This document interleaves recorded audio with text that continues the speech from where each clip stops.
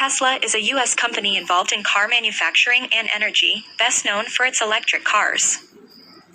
The company is also known for specializing in solar panels and lithium-ion battery energy storage. The company was first founded in 2003 by Martin Eberhand and Marc Tarpenning, who had the vision of starting both a motoring and tech firm. The company is named after famed physicist Nikola Tesla, with the Roadster model actually using an AC motor which was directly descended from the scientist's original, 1882 design. The company first gained attention following the 2008 release of the Tesla Roadster, the very first electric sports car. Following the Roadster was the Model S, a sedan, which has since become one of the world's best-selling plug-in electric cars.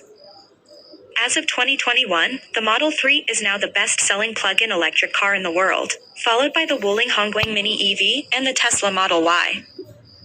In 2010, the company was the first automaker to go public since Ford in 1956.